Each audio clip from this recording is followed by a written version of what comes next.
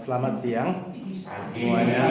Pagi sudah siang nih, pagi menjelang siang. Hari ini kita akan belajar dari satu tema atau satu judul, yaitu melayani Raja yang Kudus ya.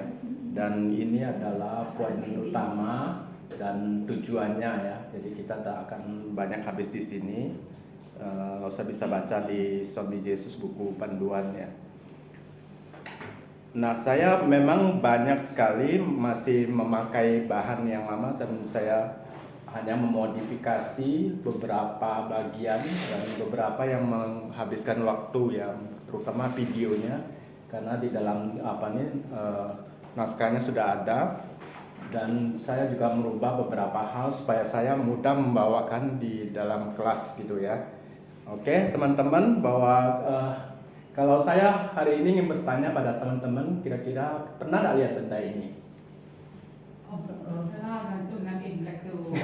Angpau itu. Ya, ini biasa sering kali di Imlek kita sering lihat nih gantung-gantungan di rumah ya. Iya. Sudah tuh kalau kita lihat film-film itu biasa ada gantung di pemuda-pemudi di bajunya ya, baju Mandarin. Nah, ini sebenarnya ini punya maksud ya, bukan hanya sekedar gantungan manik-manik gitu ya, karena ini adalah semacam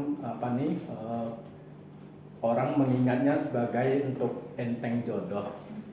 Ya, jadi ini semacam maksudnya untuk keberuntungan ya, untuk supaya mudah jodohnya gitu ya.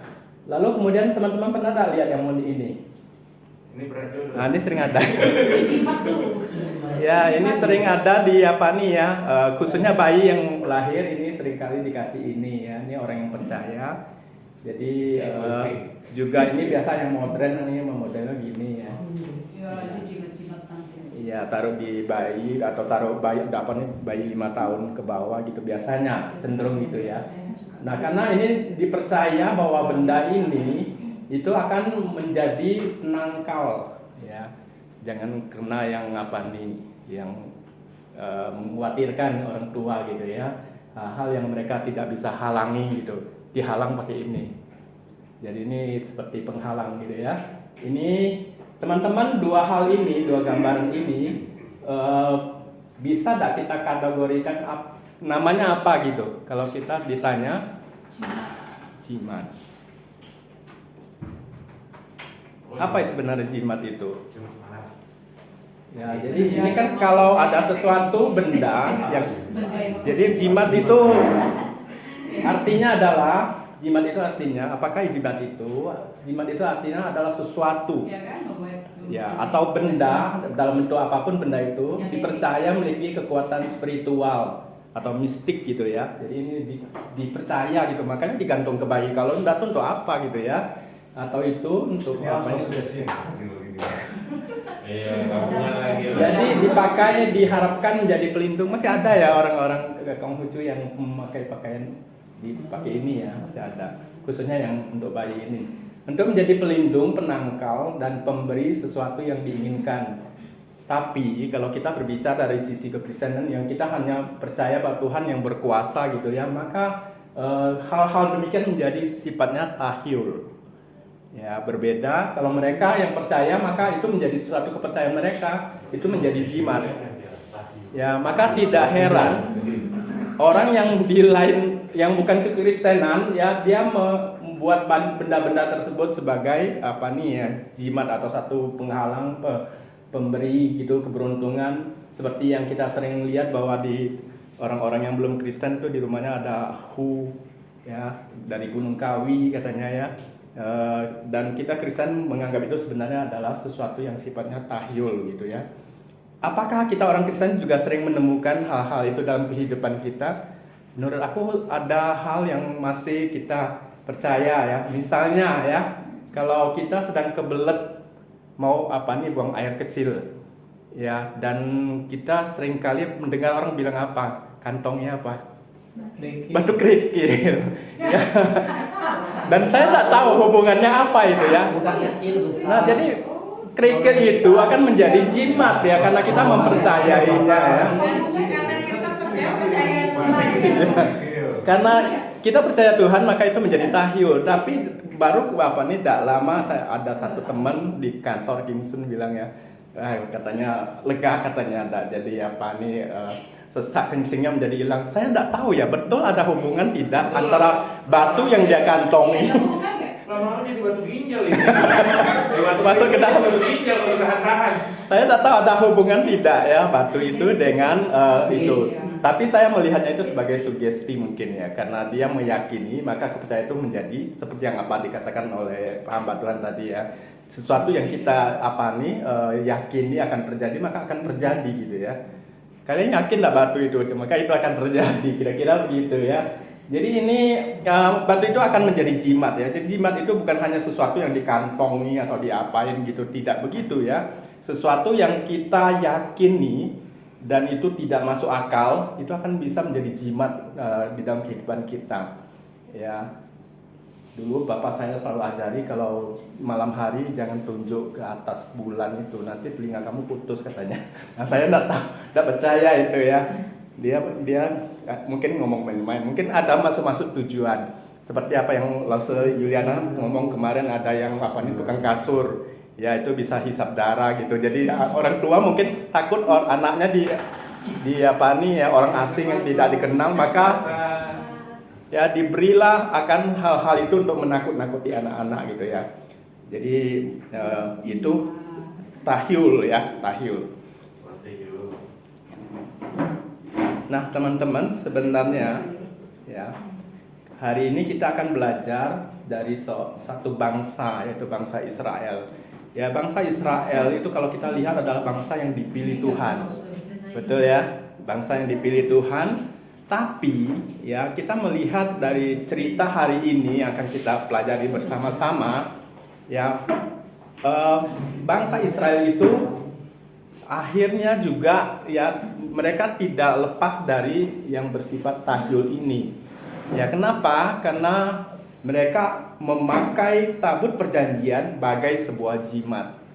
Ya, pada tabut perjanjian itu bukan sesuatu yang luar biasa, yang luar biasa Tuhannya itu ya. Tapi tabut perjanjian memang menjadi tanda gitu ya.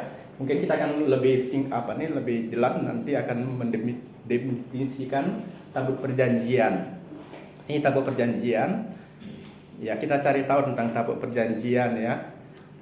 Sebetulnya tahukah kamu bahwa tabut perjanjian adalah kotak kayu? Nah, kalian bisa bayangkan itu cuma kotak kayu tapi dilapisi emas ya, memang kesannya keren gitu ya. Dan dipasang gelang-gelang, 2 gelang-gelang, kemudian menjadi alat pemikul gitu ya. Dikasih kayu panjang untuk memikul. Lalu kemudian fungsinya adalah tempat menyimpan barang-barang kudus. Ya, di dalam tabut perjanjian itu tersimpan loh batu, sudah pasti ya. Dan di sana dikatakan ada mana tongkat Harun yang waktu itu bertunas, ada ceritanya ya. Nah ini bisa kalian lihat di Ibrani mengatakan demikian. Kemudian arti tabut adalah suatu gambaran yang paling kuat tentang kehadiran Tuhan ya, atau hadirat Tuhan gitu ya. Pada masa perjanjian lama biasa ditempatkan di dalam ruang maha kudus ya. Jadi kehadiran Tuhan di sana dan tabut perjanjian ada di dalam. Tabut dipahami sebagai tata atau tumpuan kaki tata Allah ya, 2 raja-raja ya. Tapi yang paling paling inti adalah bahwa tabut adalah tanda hadirat Allah di bumi. Ya, tanda hadirat Allah. Jadi tabut bukan Allah, tapi tanda kehadiran Allah gitu ya. Jadi kalau Allah itu tidak hadir dan tabut itu tersendiri gitu, maka dia tidak menjadi sesuatu yang luar biasa, hanyalah kotak kayu yang dilapisi emas. Kira-kira begitu ya. Nah ini adalah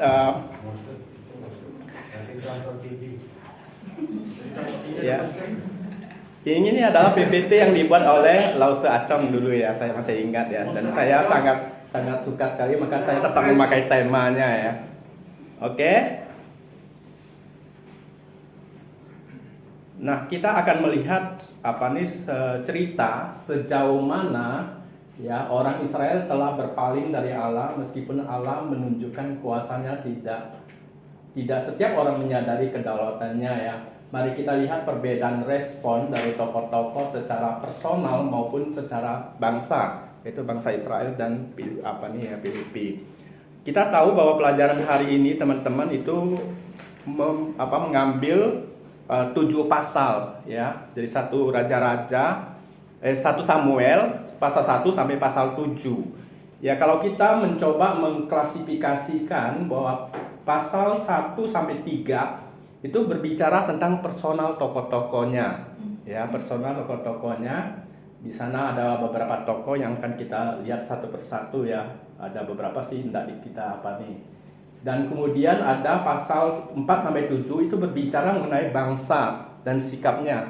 Nah, ini yang yang sesuai dengan pendahuluan kita tentang jimat tadi ya, yang pasal 4 sampai 7. Jadi kadang-kadang persiapan kali ini itu sepertinya tidak nyambung ya, karena kita berbicara harusnya kan kalau sudah langsung pendahuluan langsung ke 4 sampai 7 ini. Tapi kita melihat itu justru dari 1 sampai 3 ya, sesuai urutannya.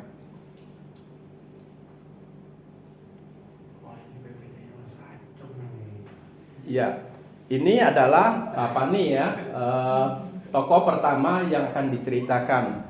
Di sini kita melihat yang muncul adalah gambar ada seorang ibu yang setiap tahun pergi ke Silo. Hana ya. Ya. Jadi Hana murid pintar ya. Karena dia sudah bisa nangkap yang mau diceritakan ya. Jadi Hana itu adalah seorang yang menyimpan duka cita yang mendalam ya, dan pada ujung cerita kita akan melihat dia menjadi seorang yang bersuka cita ya. Kenapa Hana ini kalau kita melihat dari 1 Samuel itu ayat 1 sampai 3, 9 sampai 11 dan 17 sampai 20. Itu menggambarkan tentang latar belakang kenapa kita mengatakan bahwa Hana ini dalam hidupnya sangat berduka cita ya, dan akhirnya sukacita. Alasannya apa ya? Nah, ini bisa dibaca di dalam ini ya. Jadi waktu Lauso ingin mengajarkan ini kepada murid-murid, terpaksa kita harus bisa tahu alur ceritanya, dan kita langsung masuk ke hanya judulnya saja ya. Nah, kita lihat kenapa dikatakan bahwa Hana ini berduka cita ya.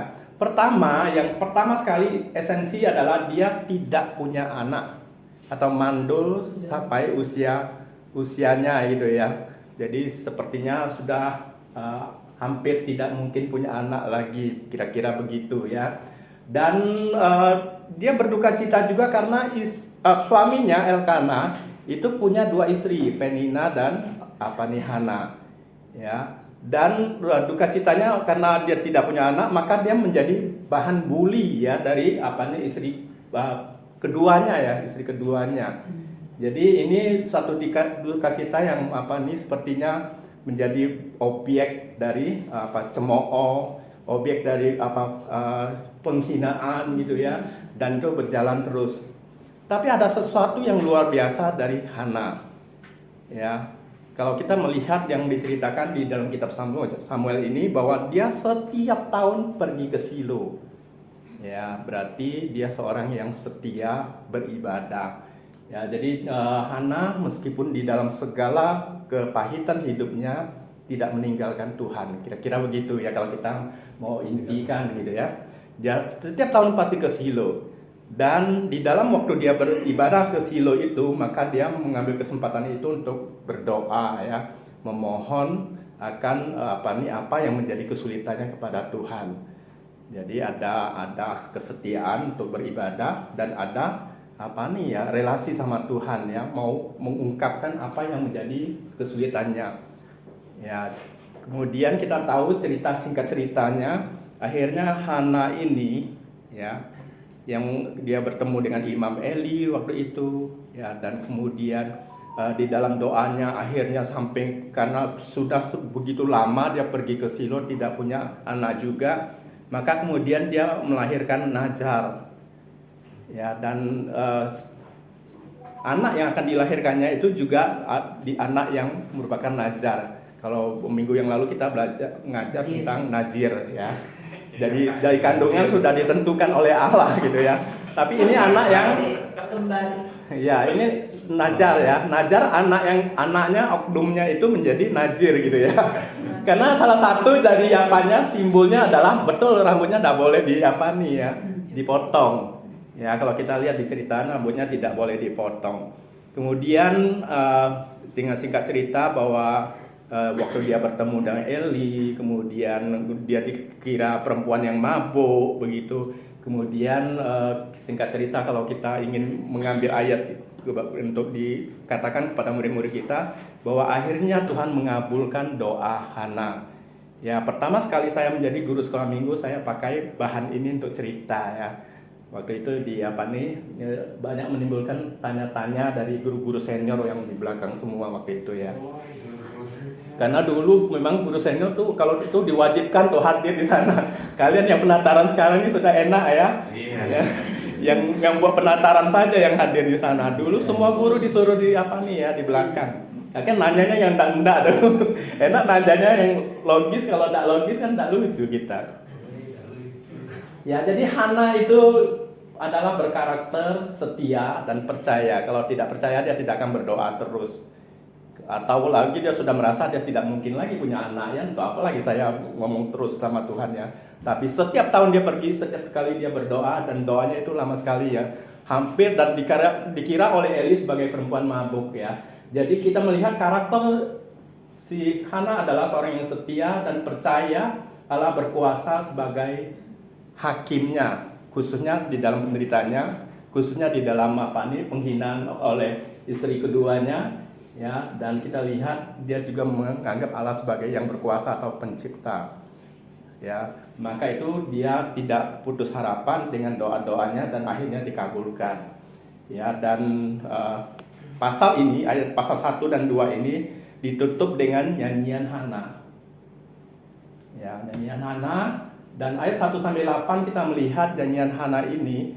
Jadi video yang dibuat oleh Los Acong itu saya hilangkan karena itu durasinya akan memakan waktu ya. Jadi video itu salah satu itu berbicara mengenai pasal 1 sampai 7 ya, dan khususnya berbicara mengenai nyanyian Hana ini ya. Jadi ayat 1 sampai 8 itu berbicara bagaimana Hana melihat bahwa Tuhan itu merendahkan orang yang tinggi hati dan meninggikan orang yang rendah hati. Itu kesimpulan dari ayat 1 sampai 8. Nah, kalian bisa membaca nyanyian Hana itu. Jadi kita melihat bahwa Hananya punya pengenalan yang mendalam dengan Tuhan sehingga dia bisa memberikan satu nyanyian yang syairnya itu bisa mengerti tentang Tuhan Allah. Yang kedua ya, terlepas dari segala kesulitan hidup manusia, kejahatan manusia, baik itu penena atau mungkin suaminya atau bagaimana ya. Tapi di dalam ayat 9 dikatakan bahwa dia sadar betul bahwa Allah bekerja di dalam kehidupannya. Nah, ini mungkin yang sesuai dengan ayat perjanjian baru yang mengatakan bahwa Allah turut bekerja di dalam segala sesuatu. Ya. Kemudian ayat 10, di dalam nyanyian Hana ini juga dia mengungkapkan tentang nubuat. Ya, padahal ini belum zaman kerajaan ya. Memang zaman 1 Samuel adalah dimulainya zaman kerajaan setelah Samuel menjadi imam ya. Dan kita melihat itu kan Samuel belum lahir ya. Jadi di dalam nyanyian dia bilang Tuhan mengangkat raja. Ya, tanduknya ditinggikan dan diurapi. Ya, sebenarnya di dalam nyanyian Israel itu nubuatan bahwa orang Israel akan punya raja. Ya, dan di dalam itu juga dikatakan di dalam suami Yesus bahwa dia berbicara mengenai janji mesianik atau tentang Tuhan yang raja di atas segala raja itu. Ya, tanduknya ditinggikan ya, satu-satunya raja yang datang ke dalam dunia yang diurapi dan tanduknya ditinggikan. Ya, ini adalah janji mesianik ya. Tulisannya ya, saya menulisnya janji mesianik.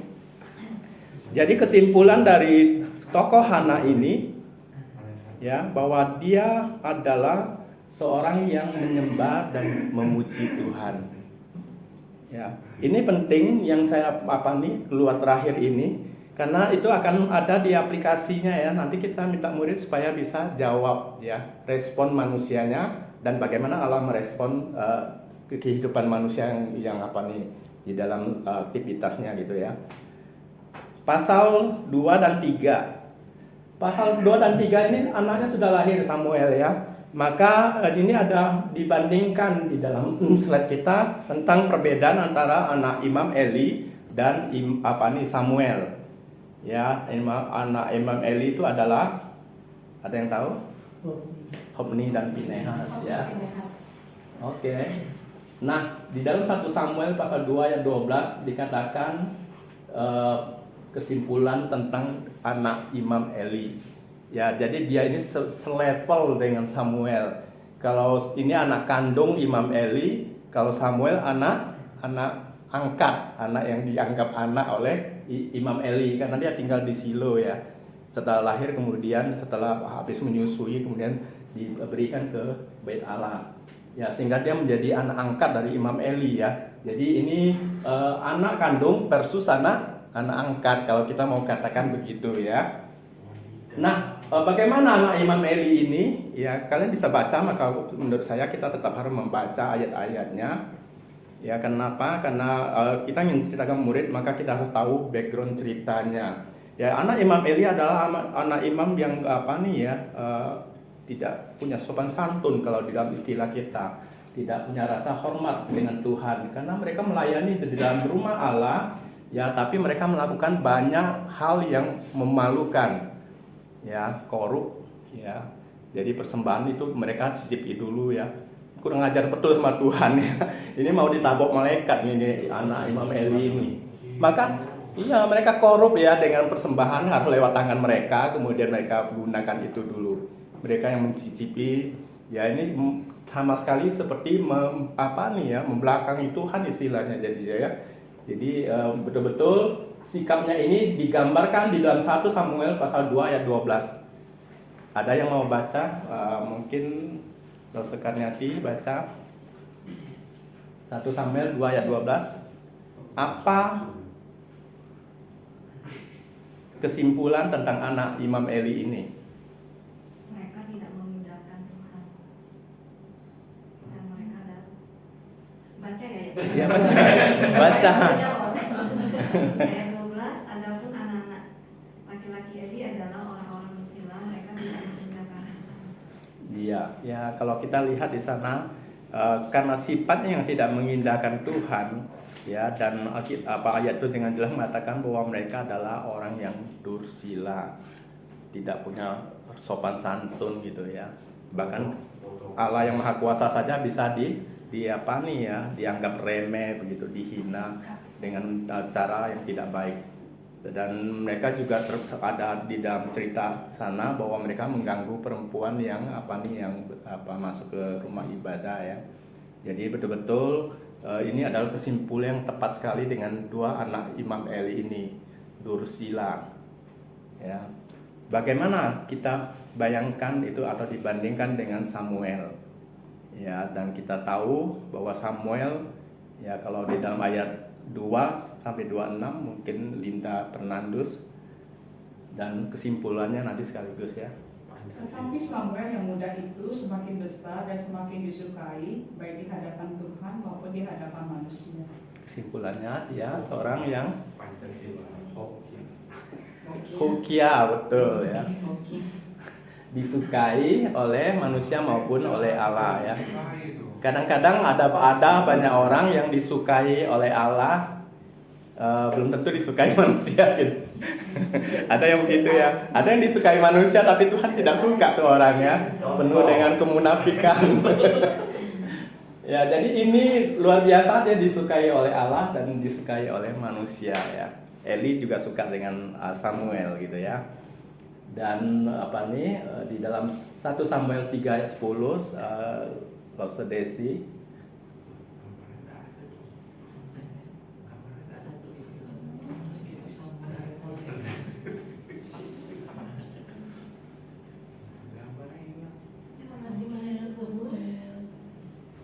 Lalu datanglah Tuhan berdiri di sana memang seperti yang sudah-sudah.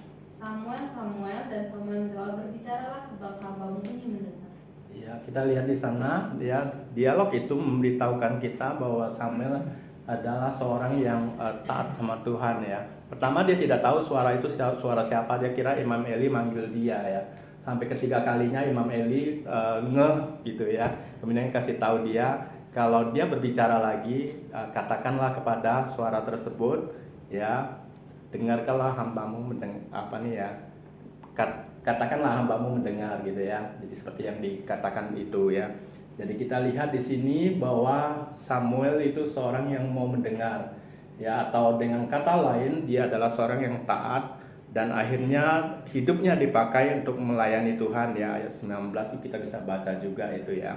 Oke, ini adalah kejadian yang terjadi di dalam pasal 2 dan 3 ya, antara tokoh anak-anak Imam Eli, Hofni dan Pinehas dan Samuel. Ya, jadi ini levelnya sama ya, sama-sama keturunan setelah imam besar. Ya, anak Imam Eli tidak mentaati dan tidak hormat pada Allah. Ya, kalau kita mau beri kesimpulan cerita layar kedua ini, Samuel mendengarkan dan berbicara dengan Allah ya. Jadi dia berrelasi gitu ya.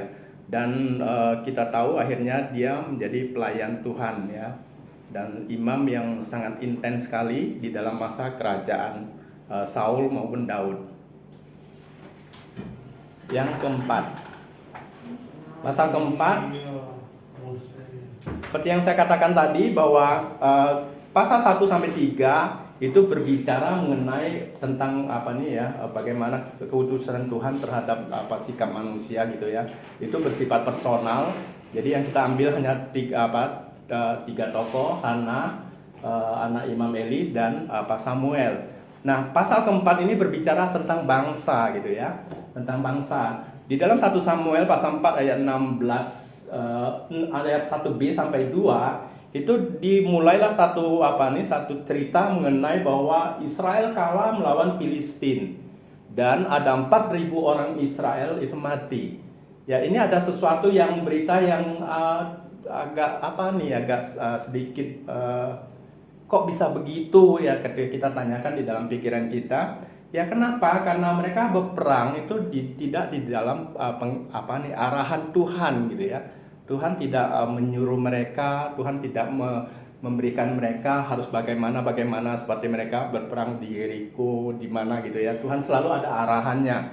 Karena ini belum masuk kerajaan ya, ini masih di dalam pimpinan Tuhan.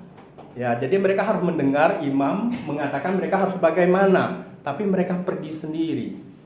Ya, mereka pergi perang dan akhirnya 4.000 orang mati. Nah, kemudian ya mereka merasa kok kita bisa kalah gitu ya. Kebanyakan kita pasti menang. Kenapa sekali ini kita bisa kalah gitu ya. Kemudian berpikir, oh selama ini kalau mereka berperang ya ada hal yang penting di sana ya. Jadi mereka tidak memikir tentang Allahnya tapi berpikir tentang bendanya. Nah, akhirnya itu kita melihat satu bangsa pilihan Tuhan pun bisa jatuh kepada dosa memberhalakan benda yang menjadi jimat bagi mereka. Mereka membawa tabut perjanjian ke dalam perang ya. Ini 1 Samuel pasal 4 ayat 3 sampai 10. Ya. Hasilnya apa? Ya, setelah dibawa pergi lebih banyak lagi mati ya. Jadi kita bisa melihat 30 orang mati ya. Padahal 30.000 orang mati ya. Jadi baru 4.000 ya. Berkali-kali lipat ya, kita melihat ini sudah bawa jimat yang dianggap luar biasa karena mereka mempercayai tabut perjanjian itu luar biasa dan memang itu selalu mereka lihat ya. Dan mereka dalam hal ini kalau kita bisa mengatakan mereka itu pentingnya doktrin itu mengenal Tuhan itu di sini ya. Kalau kita berbicara kepada murid-murid kita ya, kadang-kadang kita seringkali salah mengerti tentang Tuhan. Akhirnya kita memberhalakan benda-benda yang berhubungan dengan sekitar Tuhan. Misalnya ada orang yang Alkitabnya taruh di bawah bantal supaya mimpi indah begitu ya. Nah, ini memberhalakan ya, menjimatkan. Padahal itu hanya cetakan live saja ya. Bukan masalah di Alkitabnya, tapi masalahnya adalah tentang firman itu hidup. Ya, jadi bukan juga masalah di kata-kata Alkitabnya ya, yang seperti istilahnya motivasi bagi kita segala macam gitu. Tapi masalahnya adalah kalau firman itu dilakukan, itu menjadi hidup di dalam kehidupan kita. Kalau firman tidak dilakukan, maka Alkitab itu hanyalah semacam buku jimat saja bagi kita. Ya, mungkin ini perlu kita kasih tahu bagi mereka ya. Pengenalan akan Tuhan yang salah itu mengakibatkan mereka menjadikan benda-benda di sekitar kelilingan di sekitar kebiasaan mereka seperti tabel perjanjian yang dianggap luar biasa karena di dalam ruang Maha Kudus ya. Dan akhirnya mereka mempercayai itu bahwa itu yang berkuasa, bukan Tuhannya ya. Padahal mereka tidak taat pada Tuhan, mereka harusnya menunggu arahan Tuhan baru harusnya pergi ke berperang. Ya, dan akhirnya mereka kalah dan dengan jumlah yang lebih besar lagi 30.000 orang meninggal. Nah, meninggalnya ini membawa ekses ya, akhirnya tabut perjanjian dirampas Filistin ya. Jadi untuk pertama kalinya tabut perjanjian mereka bisa direbut oleh bangsa Filistin. Mungkin Filistin ingin memanfaatkan ya tuanya yang tidak bertua gitu ya. Tuanya itu dirampas oleh orang Filistin. Nah, ini akhir dari cerita di dalam pasal keempat. Nah, kita masuk ke dalam pasal kelima ya. Ini intinya adalah bangsa Israel tidak takut ya dan memanipulasi Allah. Ya, jadi dia ingin pakai tabut perjanjian untuk mencapai kehendaknya, itu dalam hal ini menang perang gitu ya. Jadi dia tidak takut sama Tuhan, tapi dia ingin memanipulasi Tuhan itu ya. Pasal 5 ya. Nah, ini cerita sambungan dari pasal 4. Kan kita tahu tadi itu direbut oleh bangsa Filistin. Nah, ini Filistin ini ya, kita melihat ya. Jadi ini kita beri judul Tabut Allah PS Dagon ya, dewa kesuburan. Ya, jadi kenapa saya buat judul demikian? Karena setelah direbut dari bangsa Israel, tabut perjanjian dibawa ke kuil yang ada dewa Dagon. Jadi dia disandingkan dengan dewa Dagon. Ya betul, tabut perjanjian disandingkan dengan dewa Dagon. Ya, dan 1 Samuel pasal 5 ayat 2. Ya, waktu disandingkan ke dewa Dagon itu ada kejadian aneh di dalam 2 hari berturut-turut. Ya, kita lihat di sini Samuel 5:3-4 ya. 2 kali patung itu Dagon itu terjatuh di hadapan tabut Allah. Ya, entah kenapa ya, tidak ada angin, tidak ada hujan gitu. Saya tidak tahu ada hujan atau angin ya. Tapi dua kali berturut-turut Dagon kepalanya itu jatuh dan potel, tangan kakinya juga potel ya. Jadi ini menunjukkan ya kemarin datang lagi. Iya ya. Dagonnya itu patah dan kita melihat bahwa ini sebenarnya menunjukkan bahwa patung itu tidak berkuasa terhadap terhadap kuasa Allah gitu ya. Sehingga dia tiba-tiba bisa jatuh sendiri. Mungkin ada tikus tak? 2 kali ya. Kemudian 1 Samuel pasal 5 ayat 6. Nah, mereka menyadari ada sesuatu yang yang terjadi dalam kehidupan mereka sebagai bangsa Filistin semenjak ya tabut perjanjian mereka bawa pulang. Mereka awalnya mungkin ingin memanipulasi sama dengan orang Israel yang mendapatkan manfaat dari kitab perjanjian karena mereka tahu juga ceritanya. Sebenarnya mereka punya hati itu tahu ya, gentar terhadap Tuhan. Tapi salahnya mereka tidak percaya sama Tuhan. Ya, bedanya orang Filistin dengan orang Israel begitu ya. Jadi apa yang terjadi selain Dagon itu jatuh 2 kali, palanya pontel gitu ya. Dan ada kejadian borok ya, dan juga ada tikus. Ada wabah tikus. Ada tikus yang menjadi sampah istilahnya, ini sama dengan tula di zaman Israel ya. Zaman Mesir. Nah, penyakit borok di tanah Filistin di Asdod, Gad dan Ekron, dan juga ada tikus ya. Maka kemudian mereka meminta pendapat ya dari imam dia. Orang Filistin ini sebenarnya takut dia akan kuasa Allah. Ya, tapi dia bertahayul atau dia menganggap itu Tuhan sama dengan itu ya. Jadi menganggap tabut perjanjian itu sesuatu yang berkuasa dan ingin memanfaatkannya ya. Tapi semenjak datang ke Filistin malah menjadi masalah bagi mereka, ada banyak kejadian yang terjadi. Ya, dan mereka mencoba dalam hal ini ya, di dalam slide yang berikutnya itu mencoba membeli penghakiman Allah itu. Jadi mereka begini, mereka bercerita, mereka mencari pendapat dari para imam mereka ya, yaitu mereka menanyakan ya, setelah 7 bulan ya tabu itu di tanah Filistin ya, ini bahaya kalau dia di sini terus, banyak kejadian, banyak hal yang menimpa mereka ya, dagonnya tidak berdaya ya, dan kehidupan mereka dipenuhi dengan penyakit dan sampar ya, atau tulah gitu ya, yaitu tikus dan borok pada badan ya, sehingga mereka diberi pendapat ya, itu harus dikembalikan ya. Tabut perjanjian yang dianggap jimat tadi itu harus dikembalikan. Nah, mereka mempercayai kembalinya tidak boleh tangan kosong. Jadi harus ada ya, kalau kita istilahkan peperangan itu seperti upeti gitu ya. Harus ada sesuatu bawaan waktu kita mengembalikan sesuatu. Ya, karena kita sudah melakukan sesuatu yang istilahnya mencuri benda itu ke tempat mereka. Jadi harus dikembalikan dengan tebusan.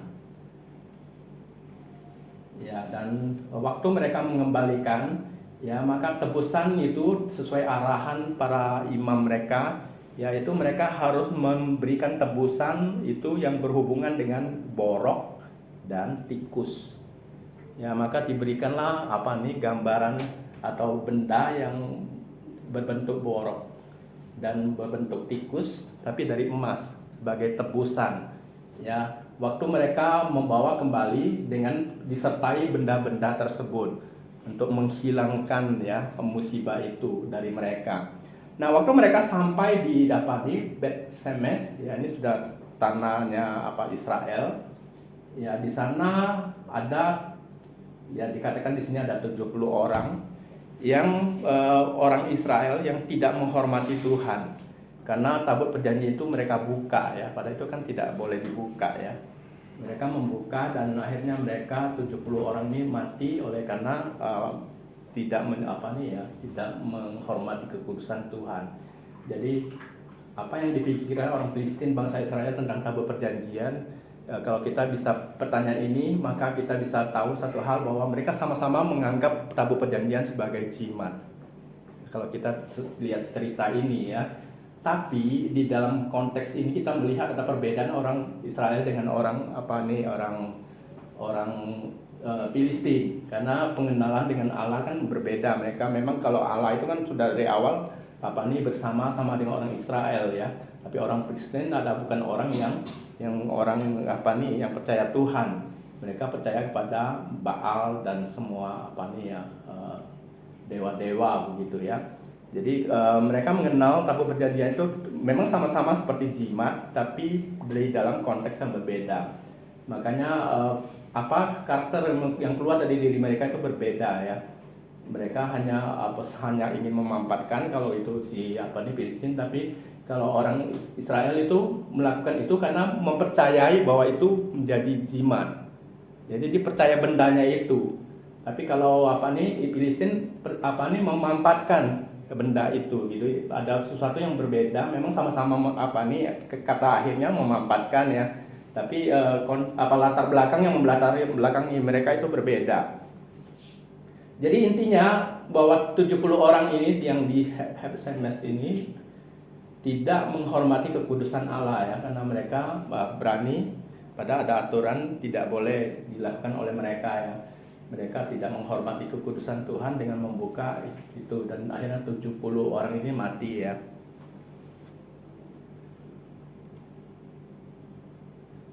Nah, kemudian setelah kejadian tersebut, maka kemudian ini zamannya Imam Samuel ya. Di dalam 20 tahun lamanya bangsa Israel mengeluh karena Filistin, dan Samuel memerintahkan mereka untuk bertobat ya. Jadi mereka harus sadar apa yang mereka lakukan ya, dan mereka diingatkan kembali ya. Dan kemudian barulah setelah itu mereka memenangkan peperangan dengan bangsa Filistin. Nah, di dalam 7 pasal ini setelah kita ajarkan kepada murid, maka kemudian kita ingin tahu ya seberapa mereka menangkap apa yang kita ceritakan.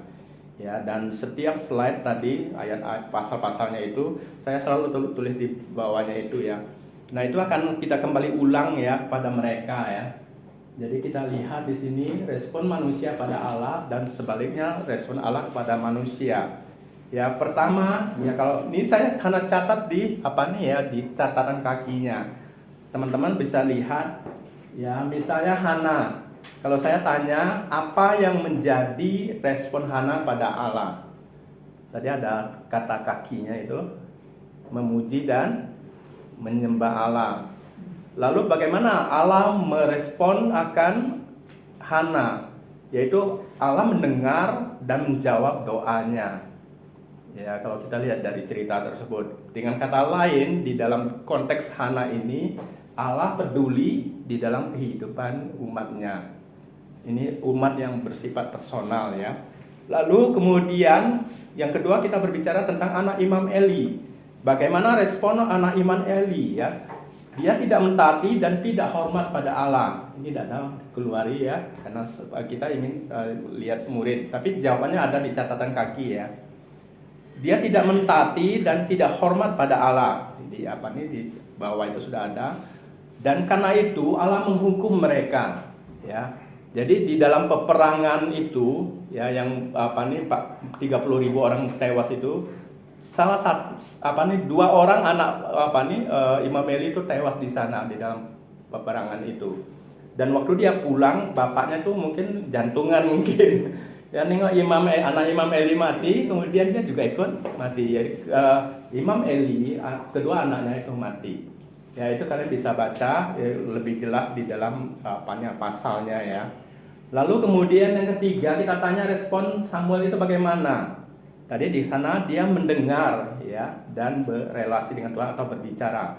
Ya Bapa, ya katakanlah hambamu mendengar. Ya, jadi dia berelasi ya, dia mau mendengar. Ya, kata dengar ini penting di dalam kehidupan iman percaya kita ya. Karena kalau kita tidak mau mendengar Allah, maka kehidupan kita itu susah. Allah mau bicara sama kita pun susah ya. Dan dia juga menyerahkan dirinya untuk melayani Tuhan ya, sesuai dengan najar ya. Jadi dirinya juga seorang nazir Allah ya. Bagaimana respon Allah? Allah menjadikan dia nabi. Ya, setelah itu Allah menjadikan dia seorang nabi menggantikan Imam Eli, dan dia menjadi nabi yang sering mengingatkan pada raja-raja, dan juga dia nabi yang melantik raja-raja Israel. Ya, Saul, Daud dilantik oleh Imam Samuel. Ya, urapin ya menjadi raja. Lalu bagaimana cerita tentang orang Israel? Ya, orang Israel tidak takut pada Allah dengan memanipulasi Allah. Ya. Dan bagaimana respon Allah terhadap bangsa Israel yang tidak takut pada Dia? Allah menghukum mereka ya. Jadi Allah menghukum orang Israel. Jadi tadi dia Israel tidak takut ya. Tidak takut pada Allah dan mereka tidak hormat pada Allah ya, orang Israel. Dan respon Allah adalah bahwa Allah menghukum mereka sama dengan ini naik turun dia. Allah membiarkan, namun Allah memberi pengampunan pada akhirnya ya. Karena tadi slide terakhir dikatakan di zaman Samuel mereka dikasih tahu harus bertobat ya, dan mereka bertobat dan Allah mengampuni dan akhirnya mereka memenangkan peperangan. Jadi Allah membiarkan dan memberi pengampunan kepada mereka ya. Jadi pertama Allah menghukum mereka, jadi ada kesalahan tetap ada hukuman Allah. Tapi ada ada permohonan atau pertobatan, Allah pasti menerima mereka. Jadi ini adalah hal yang penting di dalam respon orang Israel ini. Kalau kita salah, jangan terus di dalam kesalahan, tapi datanglah pada Tuhan bertobat. Ya, karena Allah memang menghukum dosa, tapi Allah juga mengampuni kalau kita mau bertobat ya. Ini yang bisa kita ketahui dari respon manusia dan respon Allah, respon balik Allah. Bagaimana dengan orang Filistin ya? Mereka sebenarnya takut ya, karena mereka sudah mendengar kuasa dari Allah gitu ya di dalam peperangan mereka yang lain. Tapi mereka lebih kepada takutnya, bukan pada percaya ya kepada Allah ya, dan mereka bertahyul ya atau melihat kepada hal-hal yang bersifat kebendaan ya, dengan mencoba mengambil tabut perjanjian dan Allah menghakimi mereka. Ya, jadi kemudian mereka juga percaya bahwa ada harus ada penebusan begitu ya, harus ada sesuatu yang mereka lakukan. Ya, Allah menyatakan kuasanya satu-satunya Allah yang benar gitu ya. Nah, kepada 70 orang Hermes, kita lihat bahwa mereka tidak menjaga kekudusan Tuhan ya dengan membuka tabut perjanjian. Dan Allah menghukum mereka dengan menunjukkan kuasanya ya kepada orang-orang yang yang tidak takut pada Tuhan karena tidak menjaga kekudusan Tuhan.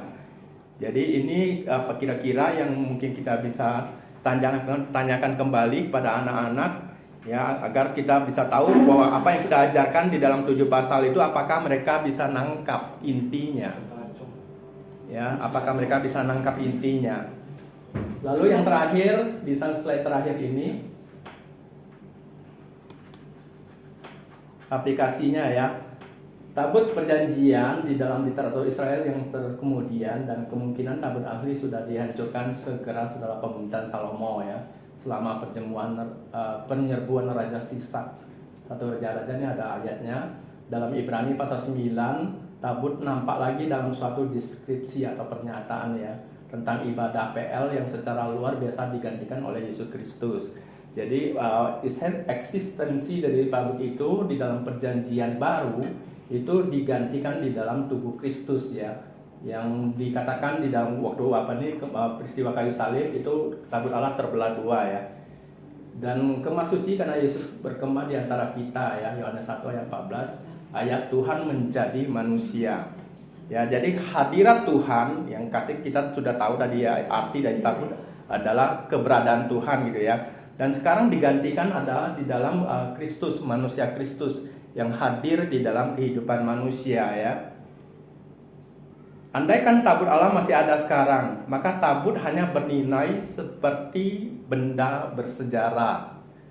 Jadi tidak ada arti apa-apa ya. Jadi kalau kita sekarang masih melihat orang sering mau ke Yerusalem, lihat hal-hal demikian ya. Kalian waktu melihat boleh, tabut itu hanya bernilai jika ada, hanya bernilai ya sebagai benda bersejarah. Ya, jangan lagi kita seperti orang bangsa Israel menganggap itu ada kuasanya gitu ya. Karena kuasa sebenarnya di dalam tangan Tuhan. Karena hadirat Tuhan sudah dinyatakan di dalam manusia Kristus. Ya, dan setiap orang percaya ada Allah di dalam bentuk Roh Kudus gitu ya. Jadi ini sesuai dengan apa yang Tuhan Yesus katakan bahwa Dia akan mengutus penolong yang lain. Ini ada korelasinya semua ya teman-teman. Akhir dari cerita ya, kita memang harus tahu bahwa Ia harus makin besar tapi kita harus makin kecil. Yohanes 3:30. Ini adalah slide yang saya modifikasi dan ada beberapa yang saya hilangkan karena makan waktu ya, khususnya videonya. Videonya sebenarnya sudah tercantum di sini, ini Acong yang buat dulu ya. Dan saya suka sekali dengan temanya, maka saya tetap memakai slide-nya sebagai bahan. Oke, sampai di sana mungkin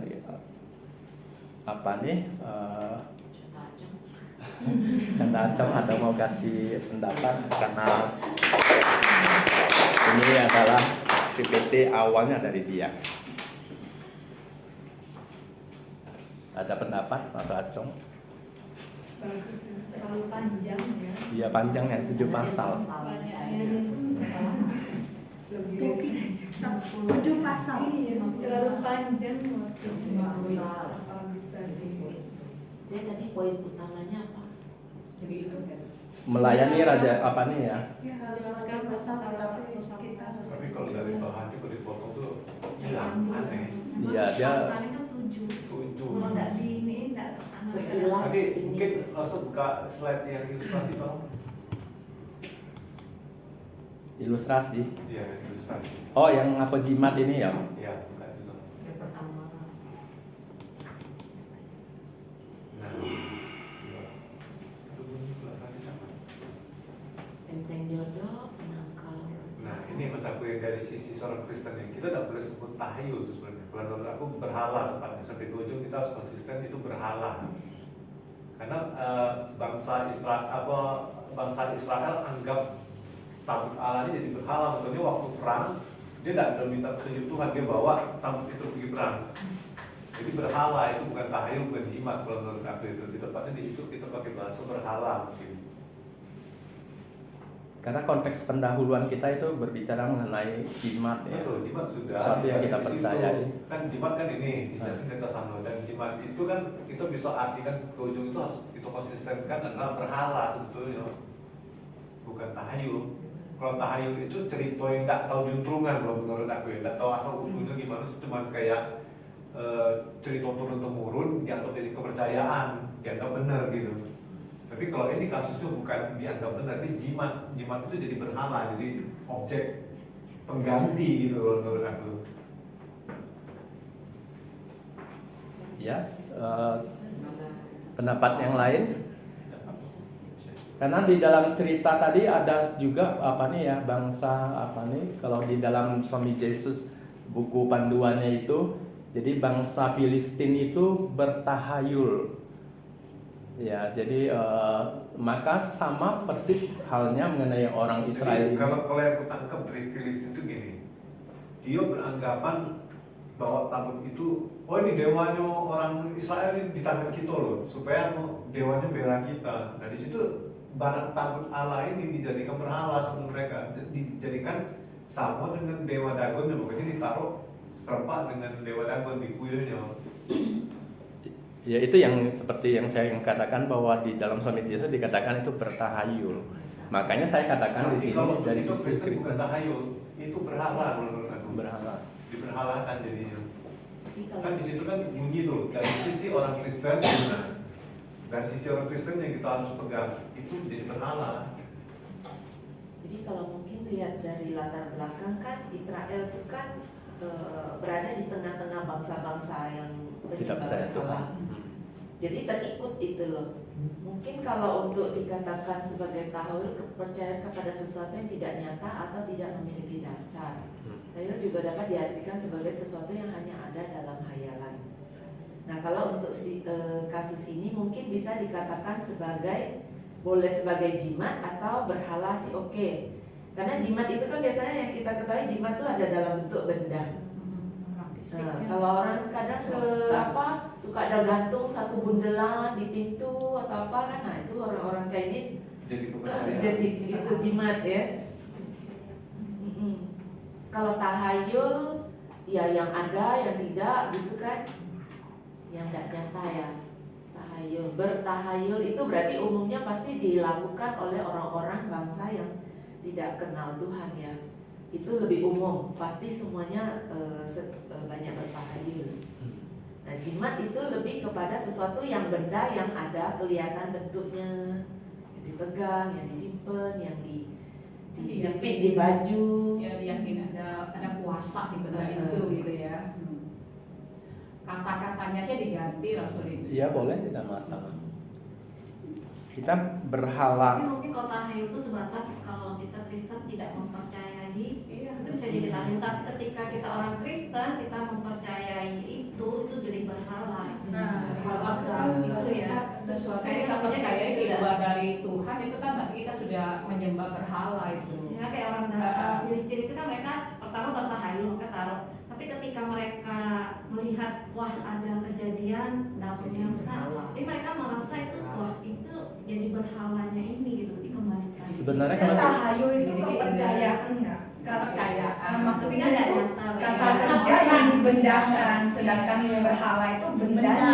Bendanya itu yang kita Jadi puja. kalau menurut saya sih Kita nggak sembah, terlalu masalah kita ya. takut takut ada magic di dalam itu tuh udah jadi berhala gitu. Iya, Itu kepercayaan. sudah ada dijelasin sih. Paling Di itu atas. aja Lose itu yang diharapkan menjadi pelindung, Ya, pelindungnya itu makanya huruf itu kecil ada. aja. Karena kalau P besar itu kan pasti Tuhan ya. Adalah menjadi pelindung, Tapi penangkal, pelindung, penangkal, pemberi. pemberi itu huruf kecil aja. Karena yang mereka percaya kan ilah-ilah gitu. Kalau maksud aku tuh kita ambil satu kalimat yang terakhir itu yang kurung tadi itu loh. Berhala. Pandangan sebagai orang Kristennya itu loh. Ya, itu Kita ada berhala, nggak boleh tahu ilah. lagi di situ. Kalau yang orang lain lakukan oke, tapi itu pandangan sebagai Kristennya di situ. Sebenarnya tahyul itu bersifat sementara gitu. Karena kita tahu bahwa bangsa Israel kan menyembah Tuhan. Dan itu di dalam sebuah perjanjian ya. Jadi kalau dia menganggap akhirnya bendanya itu menjadi sesuatu yang akhirnya dia anggap bisa bisa pikirannya awalnya dia berpikir bahwa benda itulah yang menjadi yang menjadi sesuatu yang bisa dia percaya gitu. Jadi berhala. Iya bisa sih berhala masalah. Iya, benda itu Terus itu ini berhala. aplikasinya yang real untuk Nah. murid apa? Ya itu kayaknya kalau di slide aplikasi itu kan kayak lebih ke teks ini aja ya. Tuhan yang makin besar Itu tidak gitu ya. ditayangkan ya. Mana aplikasi itu Yang yang perbandingan respon tadi itu ya. Yang ada di situ. Iya, kan aplikasi apa yang harus anak-anak klik. Mm-mm. Kalau ini kan bentuk kayak informasi gitu kan. Aplikasi itu kita masih percaya nggak kalau Iya, ini diterapkan ini ke- ya masih percaya Yang kita lakukan lah. ada kucing Kunci ini apa yang menjadi Bukannya yang berhala? terakhir nih, malah makin besar. Ini ada refleksi ke anak-anaknya Iya. apa. Ada Yang harus dilakukan. Kalau Nggak memang boleh itu percaya Samuel sama aja adanya. kalian merespon Tuhan dengan Iya Pak, Masih kita sadar. Ya kata-kata ini kalian bisa Iya. ceritakan dengan kesaksian hidup Iya. kita kan. Jadi kan tidak perlu kita tulis itu. Jadi pakai ayat ini bahwa dia harus makin besar dan kita harus Ya makin kecil. maksudnya yang real gitu apa yang Kasih contoh dari gitu. resolusi Ya ceritakan, Contoh. tinggal diceritakan. Kasih contoh. Kan masing-masing, aku kan nggak tahu kamu mau ditulisin. Poin utamanya apa tadi? Apanya? Poin utama dari pelajaran ini sama tujuannya apa? Apa nih yang Maha Kudus? Ya sesuai judulnya ya sesuai judulnya. Tidak boleh mempercayai benda Sama percaya Tuhan gitu ya, kita nggak boleh mempercayai benda. Melayani Raja yang kudus. Mempercayai Tuhan. Melayani Tuhan. Ah. Harus satunya raja yang Boleh. kudus. Ini aja. Boleh. Allah satu-satunya raja yang kudus dia harus dihormati. Berarti melayani Allah. Kayaknya waktu ibadah Ada sih, dekatnya ya, bisa waktu ibadah tidak main handphone. Ya betul, bisa salah satunya kan. Menjadikan dia, Jadi kalau apa nih pantau Cici sering ngomong, kita sesuaikan dengan kelas kita aplikasinya. Yang pasti Tuhan harus makin besar, kita harus makin kecil. Kalau kita ingin menjadikan handphone makin besar, Tuhan makin kecil lah. Itu salah satu aplikasi. Benda itu kita menghormati Allah. memang sih katanya Allah ya, tapi kita mau kekasih ke anak-anak itu apa? Nggak boleh Sesuai percaya dengan benda kasih benda. Itu Tuhan harus makin besar. Itulah, itu makin besar, itu makin kecil. Ya itu sudah tuh mengenai apanya poin-poinnya kalian bikin. Aplikasi berarti kita kecimpung dalam.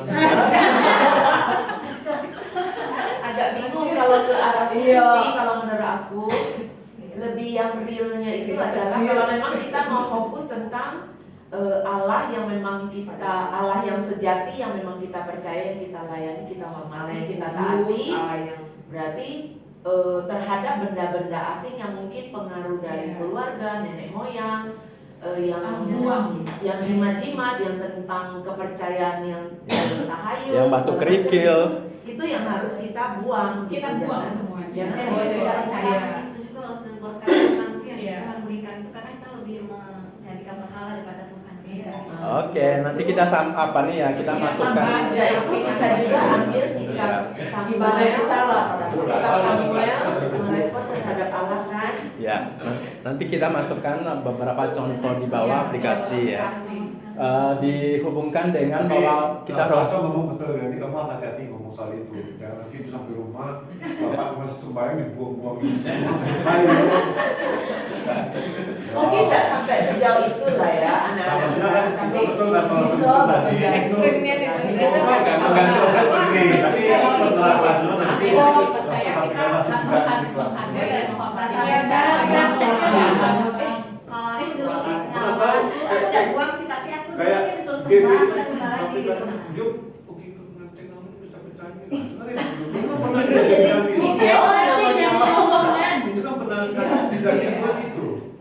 Judulnya adalah melayani Raja yang Kudus. Jadi kita mungkin konteks aplikasi kita adalah waktu dia di gereja beribadah, atau itu yang kita jadikan apa nih ya, harus bagaimana memang ada pribadi nih, gitu, main terus HP keluarga atau masih apa ya. open, Ya, iman segala Iya, macam itu di betul. Hormat luar. kepada Allah itu intinya. Kita sudah percaya bahwa Tuhan lah satu-satunya yang berkuasa ya. Jadi jangan percaya hal-hal lain lagi.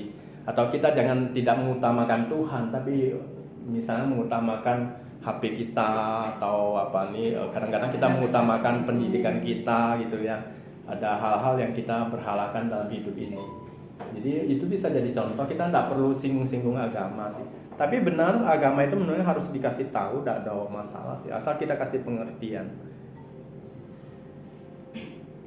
Itu buktinya kita harus kasih tahu, memang itu kenyataannya, itu harus kasih tahu. Kebenaran. Dulu saya Bapak ini sering kasih contoh cerita waktu pertama waktu mau merit kan kita tahu bahwa merit itu kan harus tunduk pada altar sembahyang keluarga kan. Nah waktu itu bagaimana saya dengan Karniati itu runding dalam hal ini ya. Karena kami sama-sama sudah dibaptis. Jadi saya selalu waktu Papa nih kalau pergi rumahnya bukan hanya sekedar pacaran gitu ya, tapi juga merundingkan hal demikian ya. Kita tahu ya kita sama-sama sudah dibaptis. Ya kasih tahu orang tua, nanti dia kasih orang tua, nanti orang tua kasih tahu dia, nanti kasih tahu. Nah itu menjadi strateginya ya. Jadi kita harus tahu orang tua kita punya kebiasaan demikian, dan itu memang harus kita lakukan. Karena ada teman saya waktu dia mau merit dia tanya saya bagaimana, karena dia bilang dia harus tunduk pada altar sembahyang keluarga. Saya bilang kamu bagaimana kalau kita melakukan sesuatu dalam semua hidup kita menjadi rusak karena apa yang kita pernah lakukan. Ya kita sembahyang pada altar keluarga gitu. Nah kamu kan tahu sekarang, kalau kecuali kamu tidak tahu ya mungkin waktu bertobat ya selesai lah gitu ya. Tapi kamu tahu sekarang kamu melakukannya kompromi artinya. Jadi tergantung kamu sekarang, kamu bisa tahu kasih tahu sama orang tuanya bagaimana apa nih ke kondisi kita. Ya dan kalau tidak bisa ya keputusan ada di tangan kamu. Apa kamu tetap melanjutkan, tetap saja tunduk pada altar sembahyang keluarga, itu keputusan pada kita. Ini perlu dikasih tahu karena ini kebenaran. Kita tidak mau tahu apa nih soal yang apa nih ekses gitu ya, karena nanti Roh Kudus akan bekerja dalam hal ini. Menurut saya selalu ada jalan ya, karena dulu anak murid saya itu apa emaknya meninggal itu waktu sembahyang tuh bisa 10 meter itu meja sembahyang, kepala babinya tuh banyak sekali. Nah dia datang pada kami waktu itu saya dengan Losa Puspita ya. Jadi kami kasih tahu dia, ya kita orang Kristen memang tidak boleh sembahyang. Ya kamu harus kasih tahu mama kamu ya. Yang masalahnya kadang-kadang paman-pamannya itu, ya, mereka keluarga besar Konghucu ya. Kalau sampai 10 meter kalian bisa bayangkan keluarganya itu bagaimana kondisi kepercayaan keluarganya ya. Dan akhirnya dia kasih tahu orang tuanya bahwa dia sudah dibaptis, itu si Titin dengan si Leha ya, dua murid itu. Dan dia kembali konsultasi sama kami. Kami kemudian datang berkunjung ke orang tua dan kami kasih tahu anak ini kan sudah dibaptis kan. Macam manapun dia punya hatinya itu kan nanti sesuatu yang mengganggu jalan hidupnya kemudian kan. Akhirnya di dalam pembicaraan itu Tuhan membuka jalan, orang tuanya mengerti dan dia mau kasih tahu ke paman-pamannya. Jadi waktu meninggal itu dia hanya membawa bunga untuk disampaikan ke tempat orang tua yang aman yang meninggal itu. Ya, jadi ini contoh gitu ya. Kita dalam hal ini memang menghadapi masalah zaman. Kita mau tidak mau harus strength dengan kebenaran kita dan kasih tahu. Ya, biarlah Tuhan yang bekerja di dalam segala sesuatunya. Menurut saya itu ada jalannya. Orang tuanya akhirnya mau anaknya itu tidak pegang garu, tidak sembahyang, dia hanya kasih bunga saja. Gitu.